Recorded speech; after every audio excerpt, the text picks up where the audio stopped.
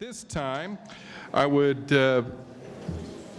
like to introduce you to the lady who is going to regale you for the next many minutes. She is an award-winning speaker, humorist, author. She's recipient of the Lifetime Achievement Award by the Association for Applied and Therapeutic Humor. She is one of only 150 recipients of the National Speaker Association's CPAE Speaker Hall of Fame Award. That would only matter if you know people like Ronald Reagan and Art Linkletter, who have also received that award. It is quite an honor. It is quite a delight to have her here tonight. I had her on the radio a couple of days ago and enjoyed it very much. Please welcome to the stage Miss Karyn Buxman.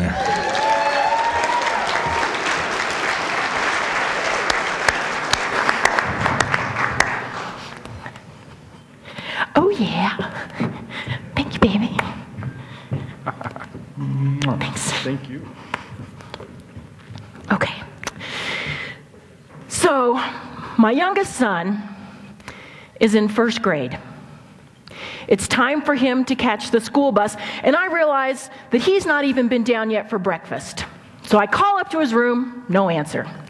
Call up again, still no answer. So as a mom on a mission, I go marching up to his room. I'm about 10 feet away when I can feel the rhythmic vibration coming from his room. And I hear this strange noise, this whoomp, whoomp, whoomp. And it sounds like he's singing. And I push the door open slowly, and there's my first grader, jumping up and down on his bed in his underwear, swinging his school clothes over his head. He's singing, he's kicking, he's dancing, and I lost it. I looked at him and I said, "For crying out loud, what do you think you're doing?"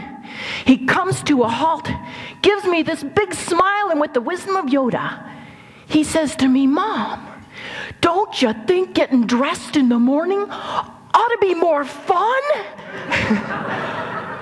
No. Move it, move it, move it. No more of Mommy's motivational tapes for you.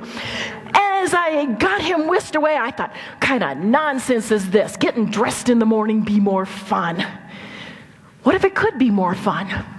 What if getting up in the morning could be more fun? What if going to work and just starting our day could be more fun? It was this childlike enthusiasm that kids have. But you look at the folks that are affected by invisible disabilities and their family members, and when your body is feeling bruised and sore, and when your spirit is feeling tired, and when your mind is just beside itself with anxiety and stress, it's so easy sometimes to lose that enthusiasm. Knowing numbers and the people who are self-selected to be in this audience, I know that there is a handful of people who at this very moment are going through a really tough time. And I know that there's a number of you who have perhaps just gotten over the other side of being in a tough time. And I've got a little clue for you. If you're not currently going through a really bad time right now, and you haven't recently been going through a bad time, guess what? I got some bad news for you. Because life is not like driving through Kansas. And some of you have been through Kansas or eastern Colorado. It has its cycles. It has its ups and downs. And I myself had a period where I learned some wonderful, valuable life lessons. And I want to share these with you. I had a 7-year period where things were so tough. My youngest son that I mentioned earlier, Adam, he's 13 years old, and he started developing this very strange malady that was never successfully diagnosed.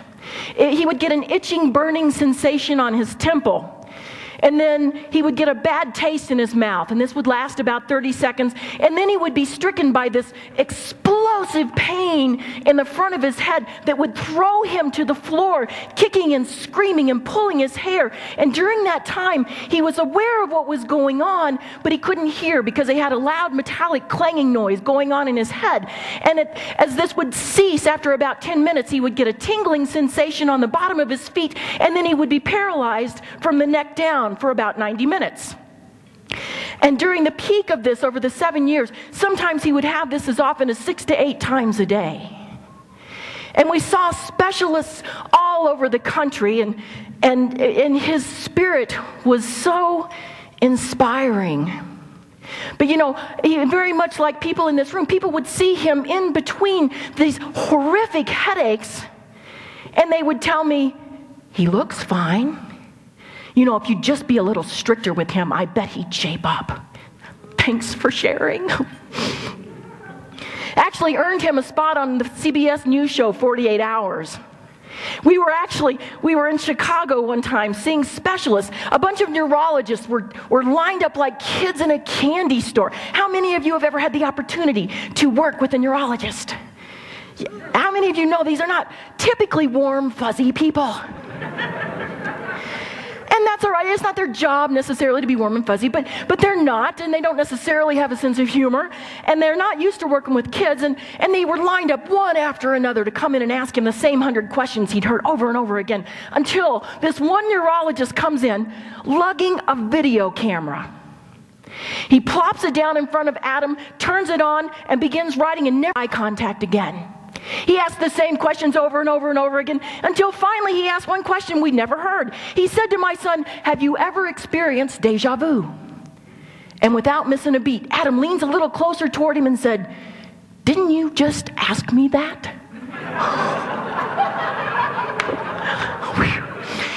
Took about 20 seconds before the neurologist went, "Clever." But it was a 7-year process. And then they eventually and mysteriously disappeared, just like they came on.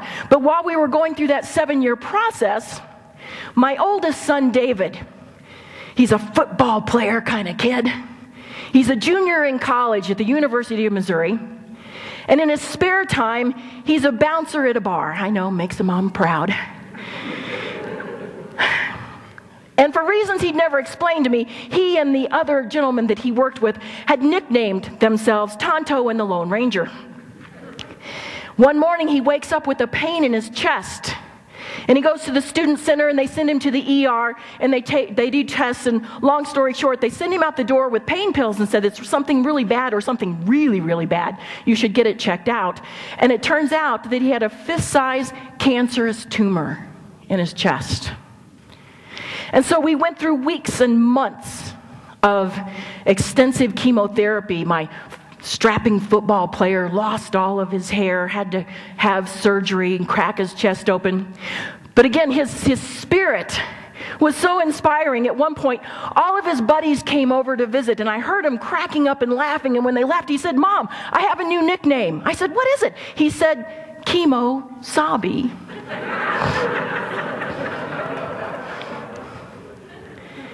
And while I'm staying with David during his chemotherapy, I get a phone call from my dad. He said, "How soon can you be home?" I said, "What's wrong?" He said, "Your mom was just diagnosed with Alzheimer's, a disease that has touched almost the life of probably almost every person in this room."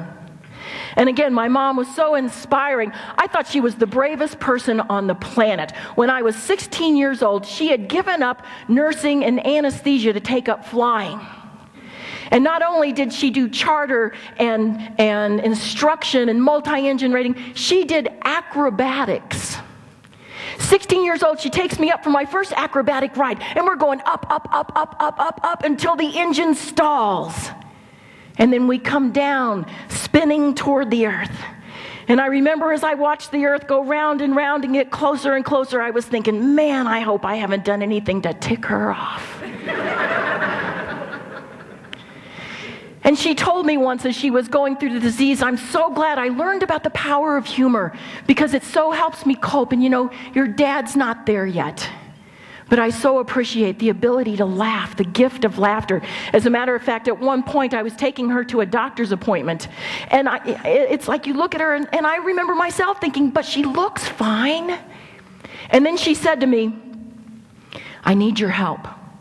I said, "Mom, whatever you want. What can I do for you?" She said, "I need to know how to tell the difference between your father, Lemoyne, and that other guy that looks just like him." I didn't know whether to laugh or throw up. It's that wave of nausea because I didn't realize it was that bad that she really thought there was 2 guys in the house. Those of you who know and love me know that many times my mouth is engaged before my brain. And I said to Mom, okay, here's what you do. The next time you see one of these guys, you say, Lemoyne? And if he says, what, Shirley? That's Dad. If he says, who's Lemoyne? That's the other guy. She laughed and said, I can do that. So while I'm now juggling 2 sick children and a sick mother, and I'm a member of the sandwich generation, this complicated another matter in my life. Because as a nursing student, when I was young, I set out to rescue the world. I wanted to save anybody and everybody that needed saving. And so I went out and looked for the most unhappy, miserable, sad person that was most in need of saving that I could find.